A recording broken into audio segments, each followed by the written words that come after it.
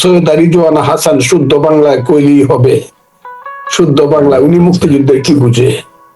কি বুঝে মুক্তিযুদ্ধ কারা? উনি কি বুঝে? উনি কারণ উনি যে ঘরে জন্মগ্রহণ করছে তারা তো মুক্তিযুদ্ধের চিহ্নই ছিল না সেই ঘরে। আমি তো ওই এলাকার কমান্ডার ছিলাম, তো মুক্তিযুদ্ধে আমি ছিলাম কমান্ডার।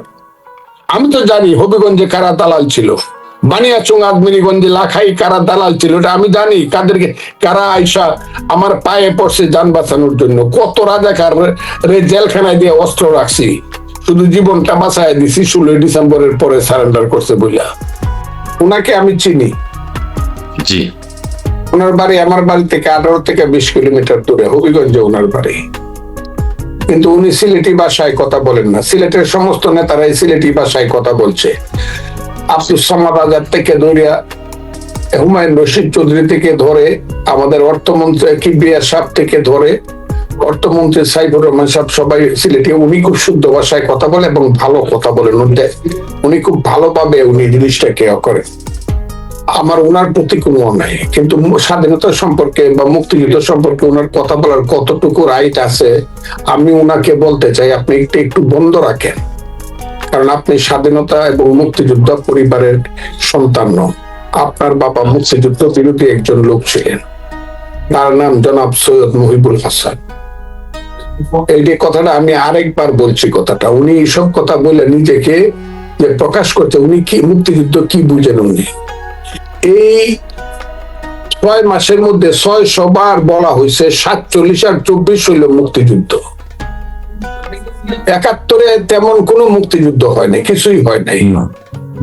তাইলে বলুক তারা দাঁড়ায়া, ইয়েস বাংলাদেশের মুক্তিযুদ্ধ 71, এই কথাটা তারা বলুক, সবাই মিলে বলুক, ইউনূস সাহেব বলুক। একদিন ইউনূস সাহেব বলছে, একদিন, তাও কোথায়? আর্মিদের কাছে গিয়া 21শে নভেম্বর। কথাটা খুব বুঝার চেষ্টা করেন। একদিন সেটা কেন বলছে? বিশেষ একটা জায়গাতে বিশেষ কারণে বলছে। কিন্তু এরপর থেকে 71-এর মুক্তিযুদ্ধ সম্পর্কে যে স্ল্যাং ল্যাঙ্গুয়েজ ব্যবহার করা হয়েছে,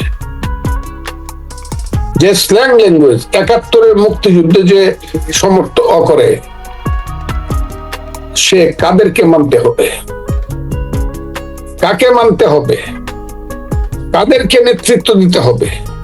71-এর মুক্তিযুদ্ধটাকে যারা বলে 2 ভাইয়ের ঝগড়া আর বড় ভাই ছোট ভাইরে এখন খুঁজা ভাইয়ে ফেলছে, এই মুক্তিযুদ্ধ নাকি বাঙালির 1000 বছরের শ্রেষ্ঠ মুক্তিযুদ্ধ? 1000 বছরের শ্রেষ্ঠ অর্জন।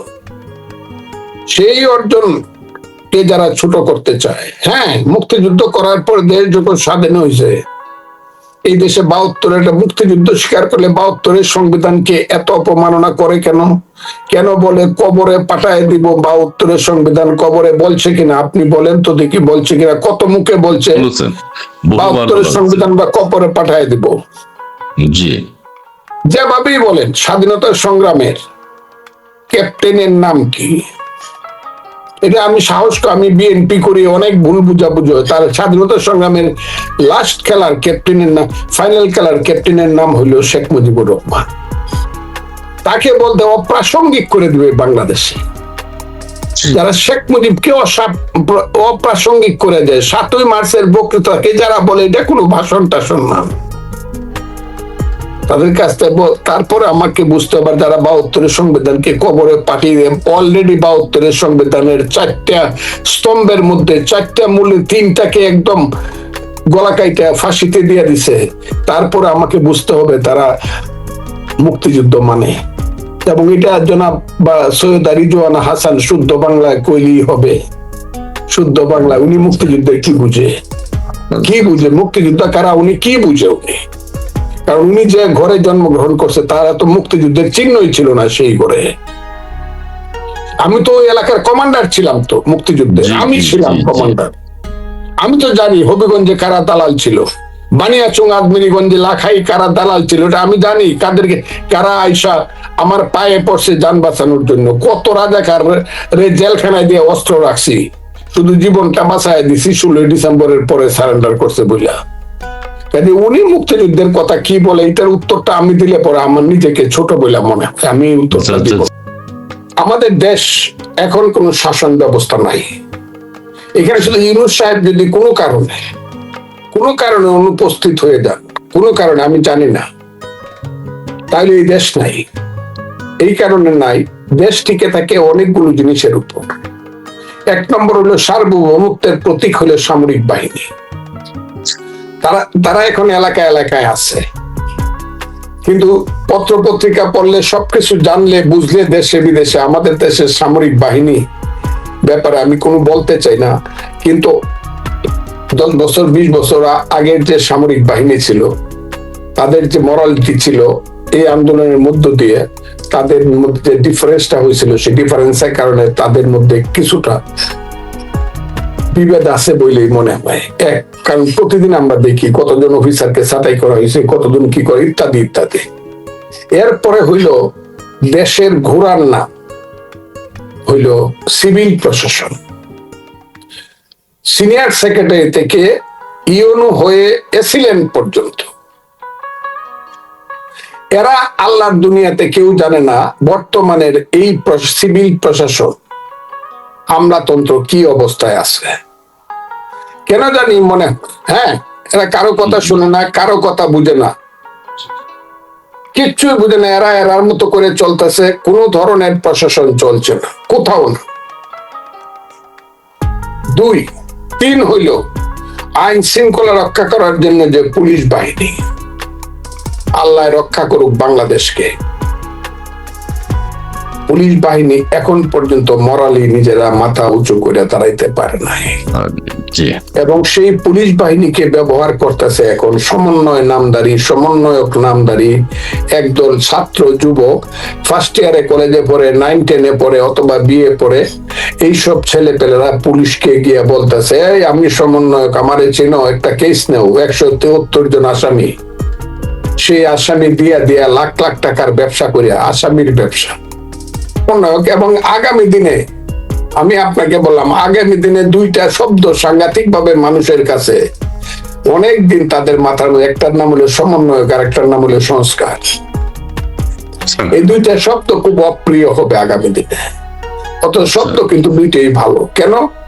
সংস্কারের নামে তারা যা করতেছে, কোনো সংস্কার নাই, অপসংস্কার করতেছে, এবং নির্বাচনটাকে যাতে কোনো কারণেই না করতে 5-10 বছর এটার একটা ব্যবস্থা করতে কইলেই সংস্কার না হলে নির্বাচন নেই।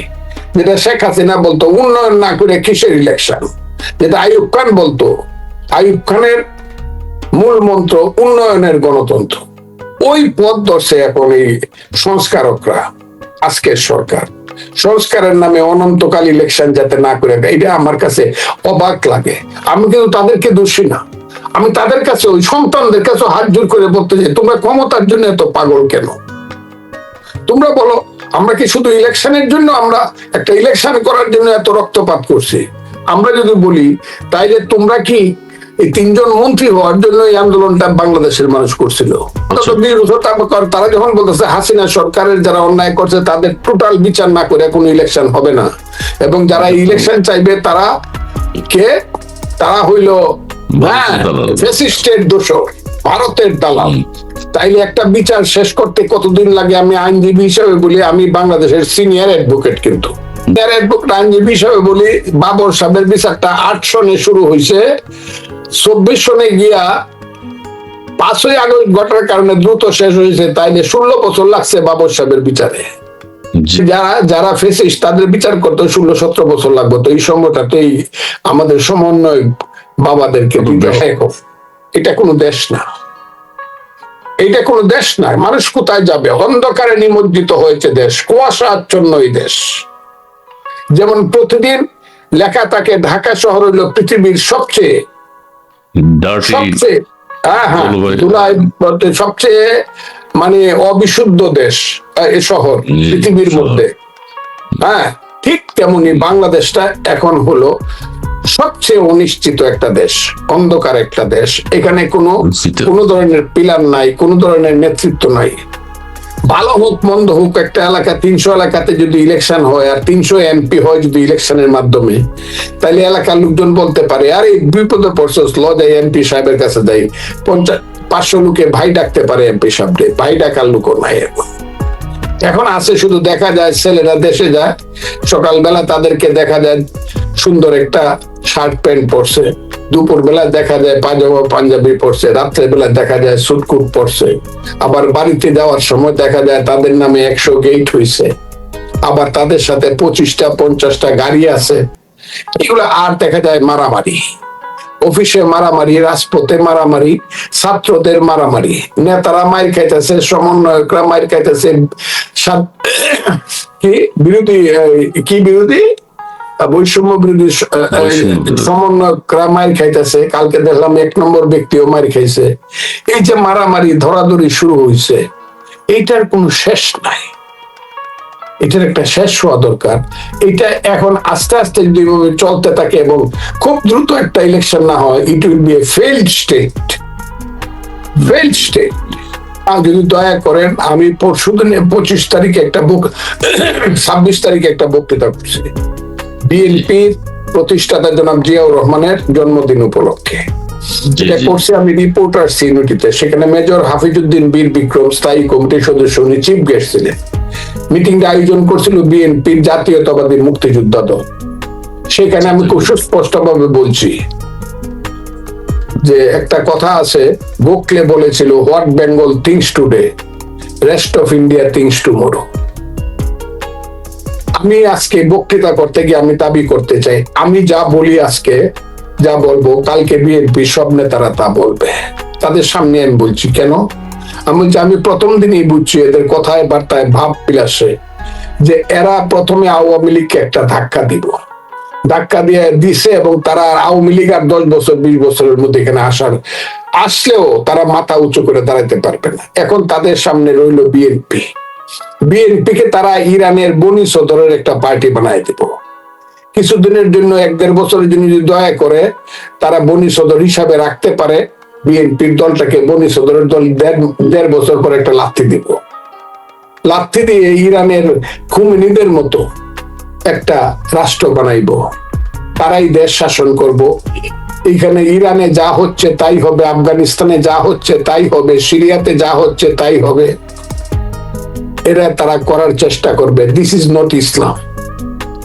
এটা ইসলামের নামে মানুষের যে আধুনিকতাকে, মানুষের যে চক্ষুষ্মান, মানুষের শত চিন্তাকে হত্যা করা, বিজ্ঞানকে হত্যা করা, আধুনিকতাকে হত্যা করা, মুক্ত সমাজকে হত্যা করা, যেটা পৃথিবীর আলোকিত দেশগুলোতে আছে, এমনকি মুসলমানদের মধ্যে অনেক দেশ, যে পাকিস্তানের নাম করে তারা পাকিস্তানের ছোট ভাই হইতে চায়। সেই পাকিস্তানে কিন্তু এখনো পার্লামেন্ট ইলেকশন হয় এবং মেম্বার কিনা হয়, এবং এই যে শাহবাজ শরীফ বৈশা আছে ক্ষমতা, এটা কিন্তু ইমরান খানের মেম্বারদেরকে কিনেই বৈশা আছে। আবার ওই যে তুরস্কে এরদোয়ান, যাকে আমরা একদম সাংঘাতিক এখন নেতা মনে করি, উনিও কিন্তু ভোটের মাধ্যমে কিন্তু তাকে ক্ষমতায় আসতে হয়েছে। আমি বলি যে তারা যারা এই দেশে এই অবস্থা সৃষ্টি করতে চান, তারা দয়া করে ভোটে আসে, জনগণের কাছে যায়, 17 কোটি মানুষের দেশ, তাকে জিজ্ঞাসা করি, আপনি তো এই বাড়ির মালিক, পাহারাদার কাকে রাখবেন, কে দেশ চালাবে, আপনারা সিদ্ধান্ত দেন ভোটের মাধ্যমে। এটা কি অপরাধের কথাটা বলতেছি, এটা কইতে কইতে তিতা বিরক্ত হয়ে যেতেছি ভাই। ভোটটা দেন না কেন আপনি? কি আমি এই কথাটা প্রথমেই আপনাকে বলছি, ক্ষমতার ময়ূর সিংহাসনটা এত বেশি লোভনীয় জিনিস ইউনূস সাহেবের কাছে হবে, এটা আমার ভাবনার অতীত ছিল। উনি বলতে পারে না আমি এই ধরনের ক্ষমতায় থাকতে চাই না। আর উনি যদি ক্ষমতায় থাকতে চান, উনি সমস্ত রাজনৈতিক দলগুলোকে ডাকুক। উনি যদি সংস্কার করতে চায়, সমস্ত রাজনৈতিক দলগুলোকে ডাকুক, যে এই মিনিমাম রিফর্ম করে আমি একটা ইলেকশন, যে ইলেকশনটা হবে এই দেশে নিরপেক্ষ, নির্দলীয়, তত্ত্বাবধায়ক সরকারের অধীনে একদম সুষ্ঠু একটা ইলেকশন, সেই ইলেকশনটা দিয়ে আমি চলে যাব। উনি মাথার উপরে থাকবে। মানুষ যদি মনে করে যে ইউনূস সাহেবের মতো লোকের দরকার, আমরা রাষ্ট্রপতি এবং প্রধানমন্ত্রীর ক্ষমতার যে আমরা ব্যালেন্স করতেছে, সেই ক্ষমতায় ওনাকে আমরাই বলবো যে আপনি রাষ্ট্রপতি থেকে যান। কিন্তু এইটা না করে এই দেশে একটা এমন একটা অবস্থায় চলতেছে, আমি ফজলুর রহমান প্রতি মুহূর্তে আমি মনে করি আমি যে কোনো সময় অপমানিত হতে পারি, যে কোনো সময় আমার জীবন হানি হইতে পারে। আমি আপনাকে বলে রাখলাম, মনে রাখেন কথাটা। আমি মনে করি এই দেশে অনেক মানুষ, যেখানে ফখরুল ইসলাম আলমগীর মতো একজন ভদ্রলোককে তার নাতির সমান ছেলেরা যেখানে মানে অশ্রাব্য গালাগালির মতো করে কথা বলে, এবং তারা এখন বিএনপি কে এখন দেখলাম একটু আগে 1 ঘন্টা পর্যন্ত জামাতের একটা ছেলে I2I বোধহয় টেলিভিশন সেন্টারটার নাম, সে কথা কইলো আল্লাহ এদেরকে কি দিয়ে তৈরি করছে, এরা আবার নাকি ইসলাম। আল্লাহ এদেরকে কি দিয়ে তৈরি করছে। আমার এখন ভাই বলতে ইচ্ছা করে যে আল্লাহ এদের হাত থেকে আমাদেরকে অন্তত মুক্তি দাও। সেই জায়গাতে আইসা পড়ছে দেশ।